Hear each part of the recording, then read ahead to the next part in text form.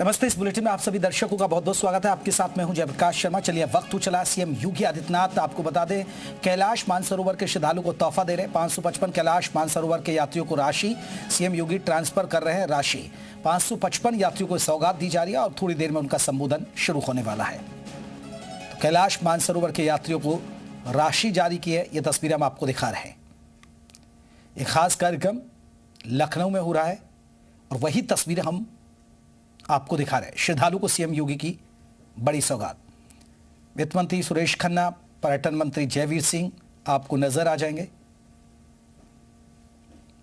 तो एक कार्यक्रम, एक धार्मिक कार्यक्रम, सबको राशि दी गई है। 1 लाख की सहायता राशि वितरण किया गया। यहां पहुंचने पर उनका अभिनंदन, जोरदार स्वागत किया गया।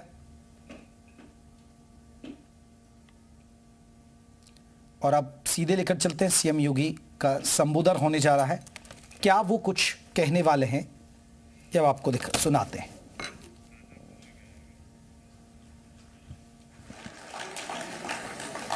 भारत माता की, भारत माता की, भारत माता की, वंदे वंदे वंदे। सियावर रामचंद्र भगवान की। नमः पार्वती पतिये हर हर।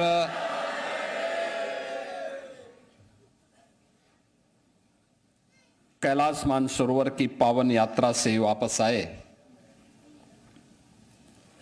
उत्तर प्रदेश के 555 श्रद्धालुजनों को उत्तर प्रदेश शासन के द्वारा प्रदान की जाने वाली एक अनुग्रह राशि के वितरण कार्यक्रम में उत्तर प्रदेश शासन में मंत्रिमंडल के मेरे सहयोगी वित्त मंत्री श्री सुरेश कुमार खन्ना जी, प्रदेश के पर्यटन और संस्कृति मंत्री श्री जयवीर सिंह जी,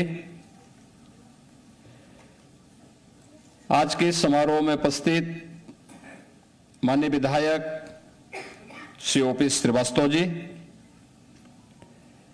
विधान परिषद सदस्य श्री मुकेश शर्मा जी, श्री रामचंद्र प्रधान जी, मुख्यमंत्री कार्यालय में सलाहकार श्री अवनीश कुमार अवस्थी जी, अपर मुख्य सचिव पर्यटन संस्कृति और धर्मार्थ कार्य विभाग श्री अमृत अभिजात जी, उत्तर प्रदेश की कैलाश मानसरोवर यात्रा से संबंधित समिति के अध्यक्ष श्री के सिंह जी, समिति के सभी पदाधिकारीगण और बड़ी श्रद्धा के साथ भारत के सनातन धर्म की इस पावन यात्रा में सहभागी बने सभी उपस्थित बहनों और भाइयों, मैं सबसे पहले आप सभी का हृदय से अभिनंदन करता हूं कि आप सबने यात्रा की कठिनाइयों, चुनौतियों और प्राकृतिक आपदाओं का मुकाबला करते हुए सकुशल इस यात्रा को गत वर्ष पूरा करने के उपरांत आज यह अवसर आया है जब आप सबके साथ इस संवाद बनाने का अवसर हमें प्राप्त हुआ है। मैं इस अवसर पर उत्तर प्रदेश सरकार की ओर से आप सभी का मैं हृदय से अभिनंदन करता हूं, स्वागत करता हूं।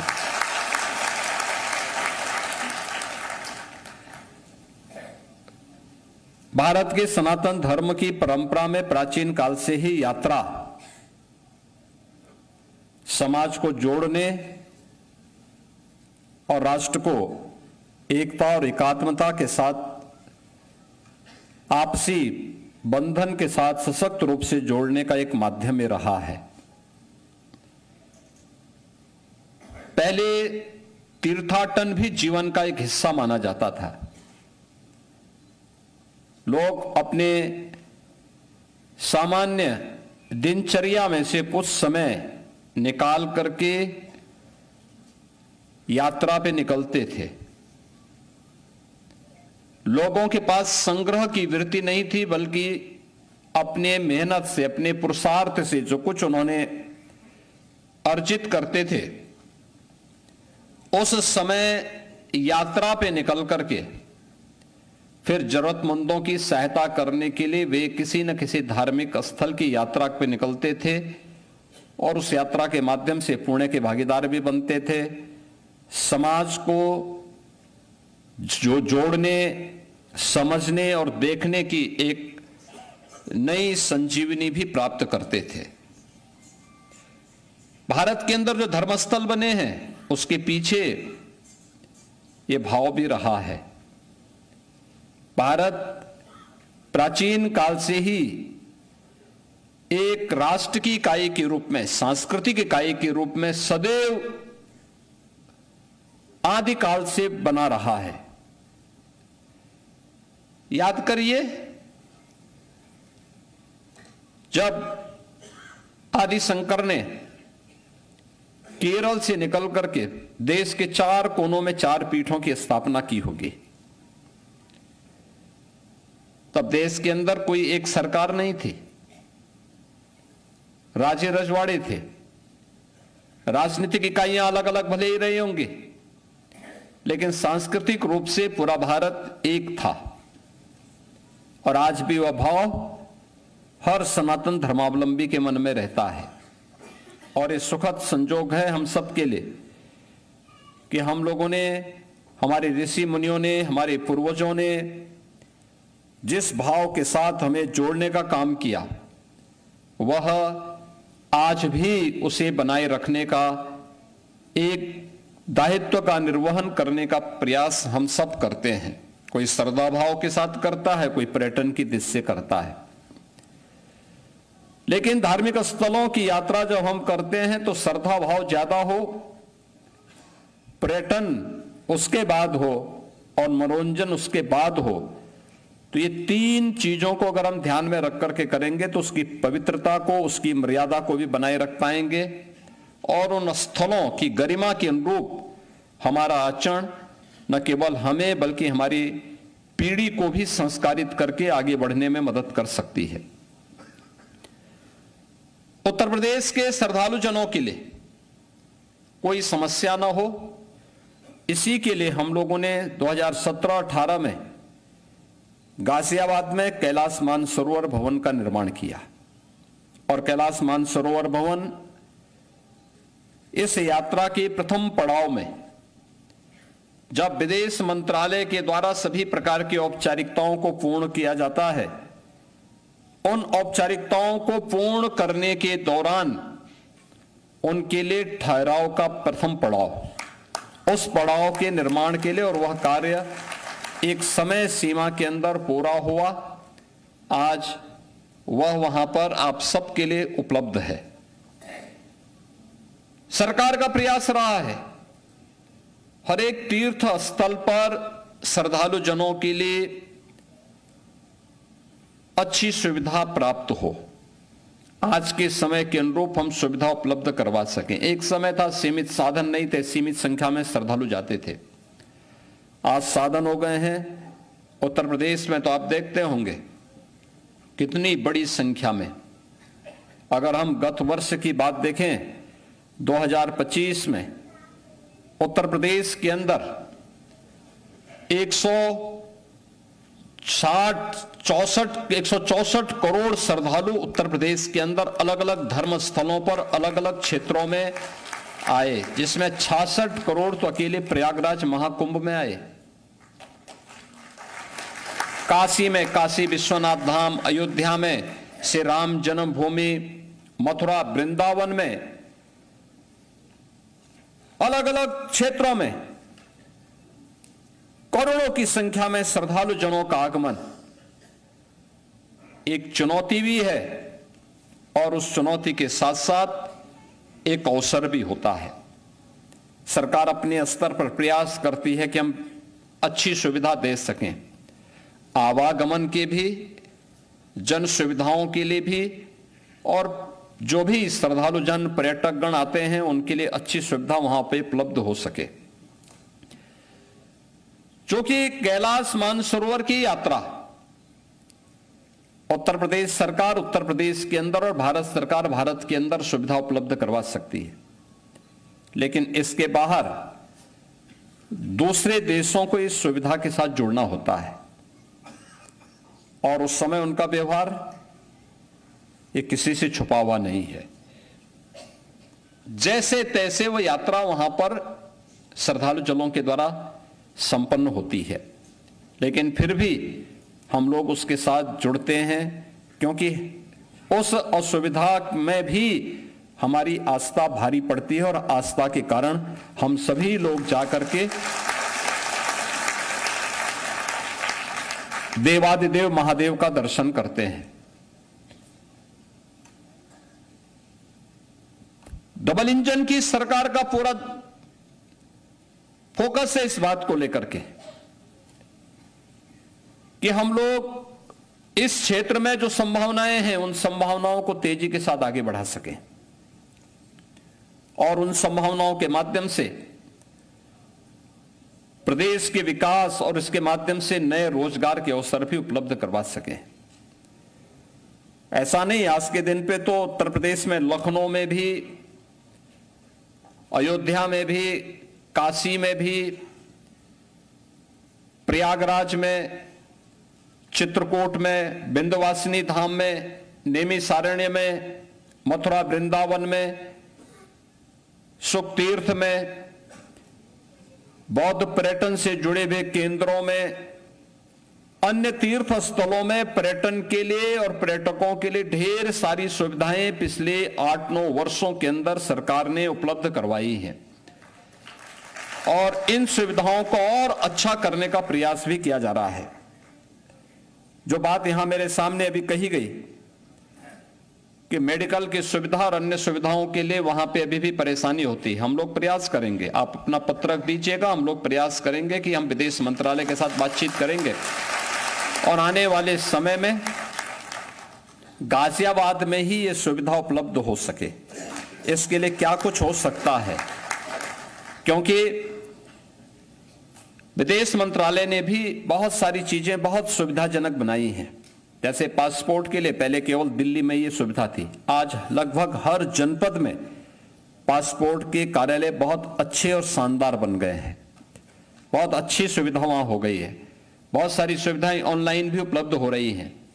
हम लोग ये प्रयास करेंगे कि क्या हो सकता है। अवस्थी जी से मैं कहूंगा कि थोड़ा इसमें लग करके और कैसे कैलाश मानसरोवर भवन के पास ही इस सुविधा को उपलब्ध करवाने में अगर विदेश मंत्रालय सहयोग करता है तो इस सुविधा को कैलाश मानसरोवर, जब कैलाश मानसरोवर की यात्रा होती है तो उस समय कैलाश मानसरोवर के श्रद्धालुओं के लिए, शेष समय अन्य धार्मिक यात्रा में भी उसकी उपलब्धता सुनिश्चित हो।